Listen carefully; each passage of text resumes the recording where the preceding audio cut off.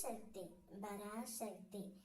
ஏன் அன்பு தங்கமே, நீ யாரை பற்றி நினைத்து கொண்டிருக்கின்றாயோ, யாரை பற்றி சிந்தித்து கொண்டிருக்கின்றாயோ, அந்த ஒரு நபரை பற்றி உன்னிடம் நான் கூறப்போகின்றேன் தங்கமே.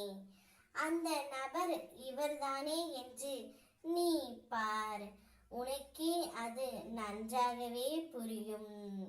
நீ அனுதினமும் ஒரு நபரை மிகவும் நேசித்தும் சிந்தித்தும் கொண்டே இருக்கின்றாய்.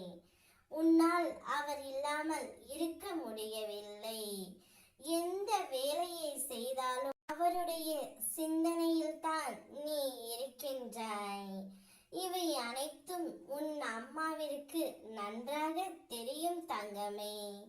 நீ எப்பொழுதும் அவருடைய நினைப்பில் தான் வாழ்கின்றாய். அவரை சிந்தித்து கொண்டே இருப்பதால் நீ சரியாக சாப்பிடாமலும் சரியாக உறங்காமலும் இருக்கின்றாய்.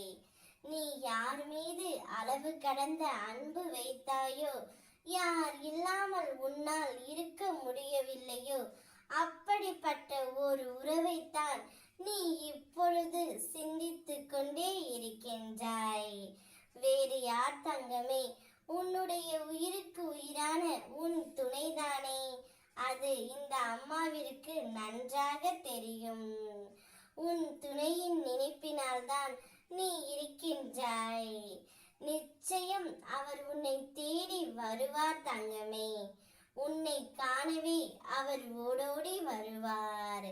நீ எவ்வாறு அவரை பற்றி சிந்தித்து கொண்டு இருக்கின்றாயோ, அவரும் உன்னை பற்றி உன் நினைவினால் தான் இருக்கின்றார்.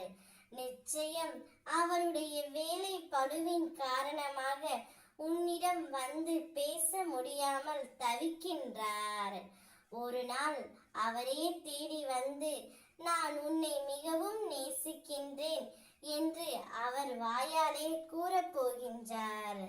அப்பொழுது நீ மகிழ்ச்சி மலையில் நனைய போகின்றாய். அம்மா, நீங்கள் சொன்னது அனைத்தும் நடந்து விட்டது. என்னவருடன் என்னை சேர்த்து வைத்து விட்டீர்கள். எனக்கான வாழ்க்கையும் மகிழ்ச்சியும் நீங்கள் தந்து விட்டீர்கள்.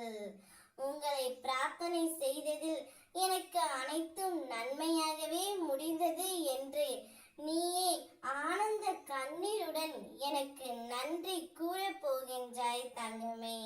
அந்த நாள் மிக மிக அருகில் உள்ளது. உனக்கான நேரம் காலம் இதோ வந்துவிட்டது.